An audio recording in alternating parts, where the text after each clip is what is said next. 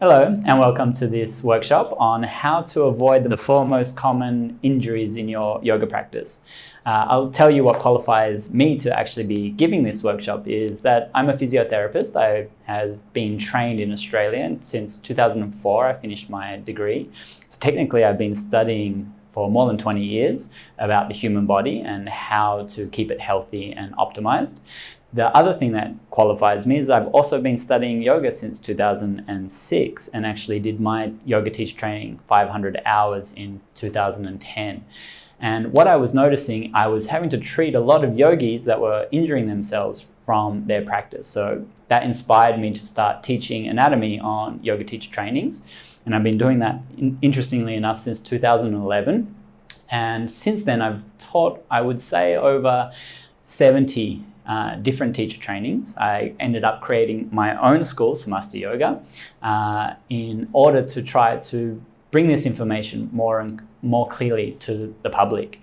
The other things about me is that I also run mindfulness courses for people in Australia that are my patients as well as my clients that are suffering from chronic pain, anxiety, depression or stress in their lives, as well as giving in-services and continuing education to my peers, my fellow physiotherapists, to really understand where this meeting place of yoga and pain intersect. And the final thing about me is that I created my own technique to help bring up the traumas that people store in their bodies, both emotional and physical traumas. And I've called this technique trauma release therapy. And in this way, helping put together the psychology, yoga, and body work all together in order to help people liberate themselves from these patterns. So with all of this information, I'm going to compile very shortly and sweetly aspects which I would say are the most common injuries in yoga practices. Okay, so we're going to start with actually a series of asanas, and that is all the arm balancing asanas. Now, the most typical example we can use is downward facing dog. And actually, if we don't understand this very subtle aspect of our anatomy, we are going to predispose our likelihood of injuring ourselves. Now, what's important to understand is that in our forearm, this is actually where this movement comes from. It's this combination of the ulna and the radius in our forearm, these two bones. And as we turn our hand in, we come to a hard limit. This is limited by compression through this bone hitting that bone. Now, we can all try that. You can have a look again. I like to do it by sticking my thumb out, keep my elbow in at my side, and turn my hand as far as I can go without my elbow coming out. Now, what you can see is that there is a slight angle here between how far I can turn my wrist and how close I can get to being horizontal. Now, I have two options in order to get my hand horizontal. One is that I can flex my wrist, which will predispose me to getting injuries here in the wrist pain. So if you're getting pain in your wrist from arm balances, it's very likely that you might be compensating here.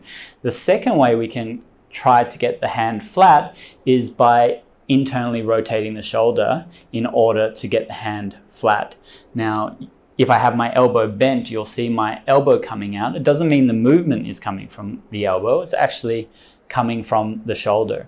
So to get my hands flat, just to recap, I can either flex my wrists or internally rotate my shoulders. Now, imagine I'm doing downward facing dog now. What my yoga teacher would correctly tell me to do is come and turn my shoulders out. But if I turn my shoulders out, then my hands are going to lift. Now, where the real issue comes is how this is cued in our practice. Normally, what the yoga teachers that I've come across will start by saying is orient your fingers in line with the long edge of the mat. They might talk about the index finger or they might talk about the middle finger. But in either way, what's happening is you're orienting your hands in order to protect your shoulders. What I find way more useful is externally rotate the shoulders, set the shoulders where you want them, then naturally see where the hands go. Now, this might not look as aligned, but it's actually much more healthy for the body, especially if you're in the case of not having enough pronation. This movement's called pronation. So without enough pronation, you're either going to compensate at the wrist or compensate at the shoulder. And the solution is fix the shoulder, get into external rotation of the shoulders, so you're protecting that, extend through and see where your hand naturally aligns. It doesn't matter where your fingers are in relationship to the long edge of the mat. This is just an external aesthetic, but actually for the health of your joints, of your shoulders, of your elbows and your wrists, what you want to do is find that position, then place the hands.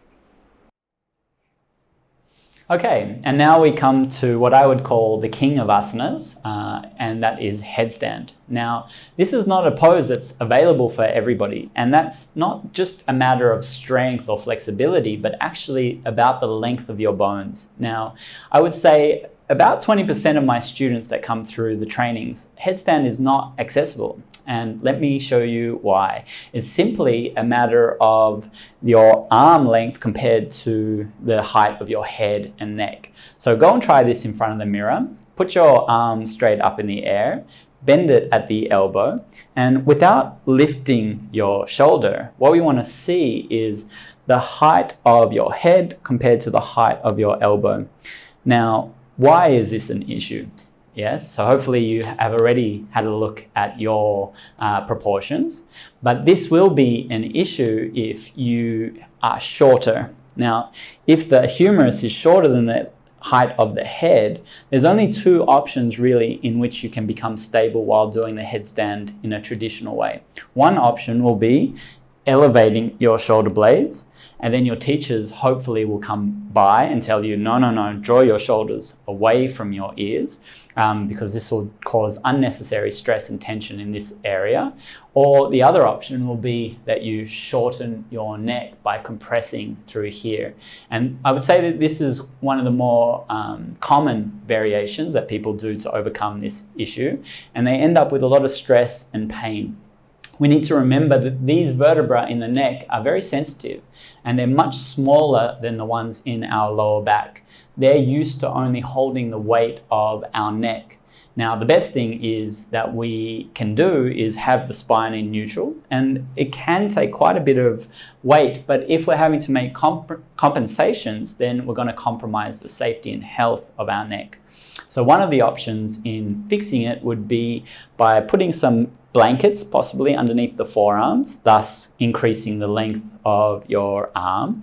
Or the second way would be by just doing an inversion in, for example, a fly high yoga kind of setup, where you are getting all the benefits of the inversion without putting weight through your head. Or finally, if you already have some strength through your neck muscles and your head, you could try tripod pose. All of these are possible variations, and you need to find the one that's most suitable for you. But this is a good start in recognizing this difference in proportions.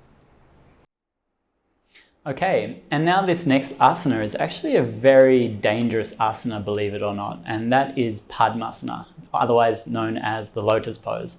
I know yogis that have injured themselves so much from this posture that they've actually needed surgery or not been able to sit again after doing it incorrectly.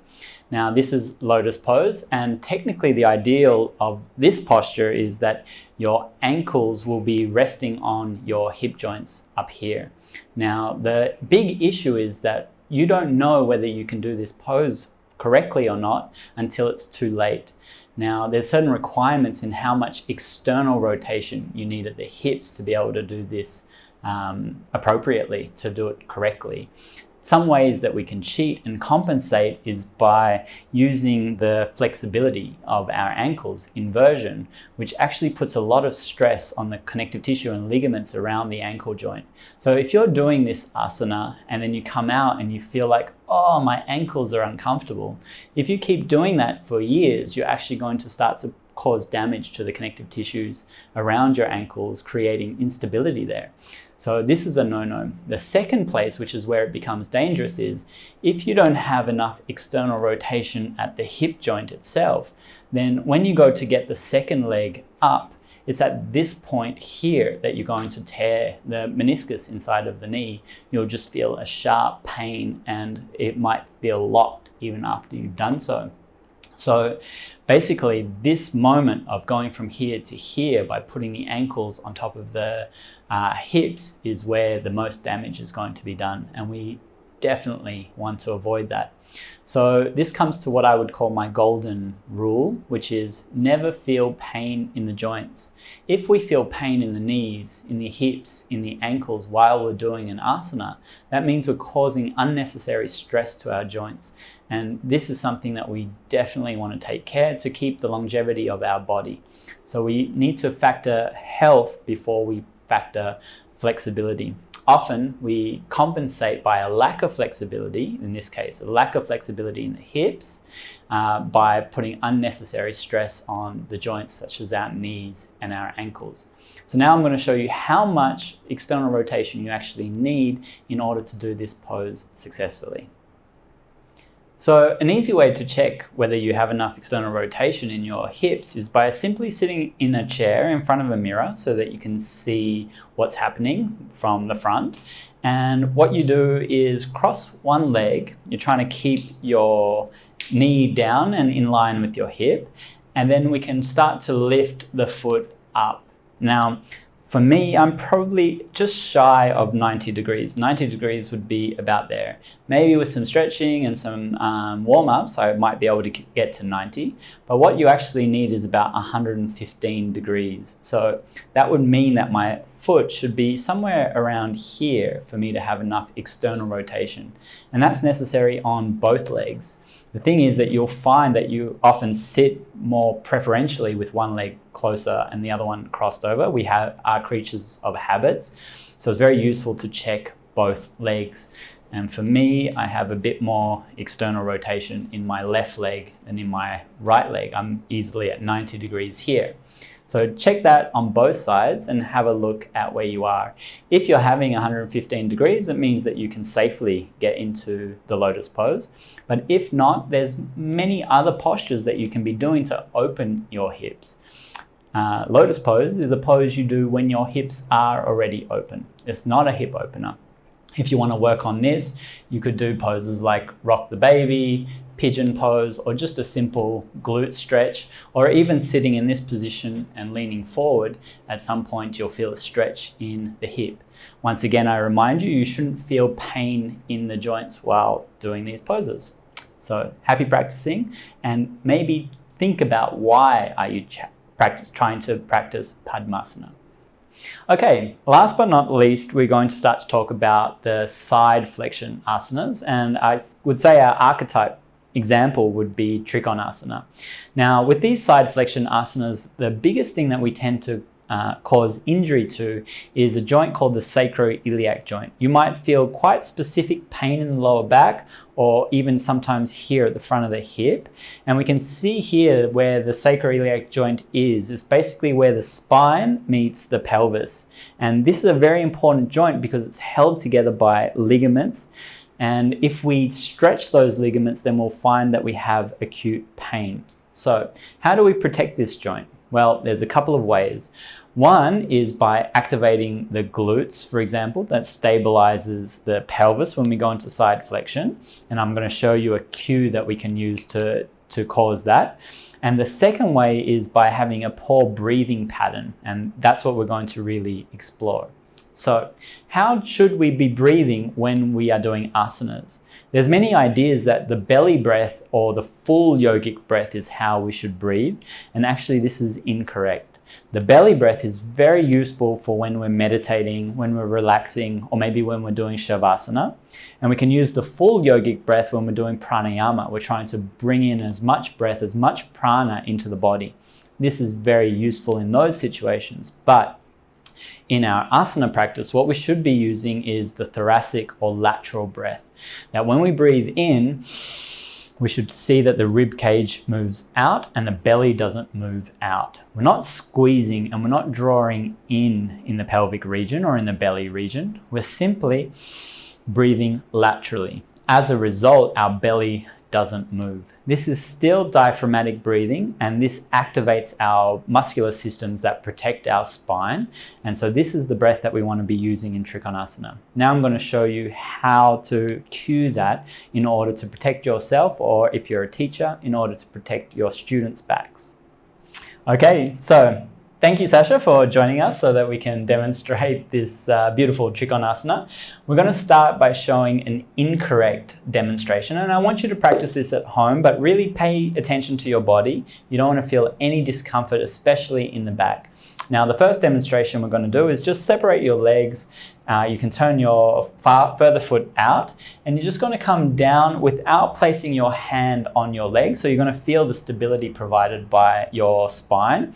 And what I want you to do is just relax the belly and allow the belly to breathe in and out. So as you inhale, the belly comes out. As you breathe in, this is the natural way that we breathe. Come back up. What I want you to have noticed is how stable your spine feels when you're doing the practice in this way, using the belly breath. Now, we're going to really use that as a strong comparison to how I want you to do the practice, and pay special attention when you're breathing into the top ribs, this lateral breath that I talked about. Pay special attention to what's happening around the stomach and the spine. Notice how you feel more stable when you do the breath in this way. So once again, you can enter the pose. And what Sasha should be doing is breathing into this rib. So feeling it lift. And what you'll notice is a gentle drawing in sensation in the lower abs. When you exhale, you can just keep that contraction there. You don't need to squeeze, you don't need to add. All you do is you breathe in, the abs gently come in, and as you exhale, you relax. So you can come out of the asana, have a break. So this is one way in which we protect our lower back as well as our sacroiliac joint. With any of these practices, you should not feel any discomfort in that lower back area. Now, one thing that could be missing is the activation of the glutes on this back leg. And here is the cue that you can use for protecting the back. So coming down, this is why it's important to push the outside heel down, and you're going to feel a contraction naturally occurring in your glutes on that side. So in order to protect your back, if you're getting back pain from side postures, is breathing in laterally to the ribs and contraction of the glutes by pushing the foot, especially that outer heel, down into the ground. Okay, thank you for that, Sasha. Very good. So take care of your backs. It's going to need to last you your whole life. If you're feeling discomfort after your asana, especially down towards the lower part of the spine, there is something that you are doing incorrectly with your asana. And my suggestion is to either have some input from a teacher that knows better, see a therapist if you're having ongoing pain, or of course come and join us for one of our courses and we can show you what's going wrong. Okay, so if you enjoyed everything that you've learnt up till now, I've got a special treat for you. You're going to be able to learn even more by coming and joining us in Bali for our next yoga teacher training. You can see the dates for our next course right here. And the spaces in our courses are actually quite limited. We limit the courses to having 22 people in order to make sure that each of you attended one by one, and that you also have the opportunity to see different people's bodies, because this is something very central. So the spaces are limited to 22, like I said, and if you would like to join now, you can see that we've got some special bonuses for you, valued at over $1,000. You can just click on the link below to find out exactly what they are, and then you'll be able to enroll even if you're sure that you would like to join us. And I would be happy to jump on a call with you, just a quick discovery call, to make sure that we are suited to each other and that we're going to be able to give you everything you need on the next step of your transformational journey in this world of yoga. So don't forget, click now, and hopefully I speak to you soon.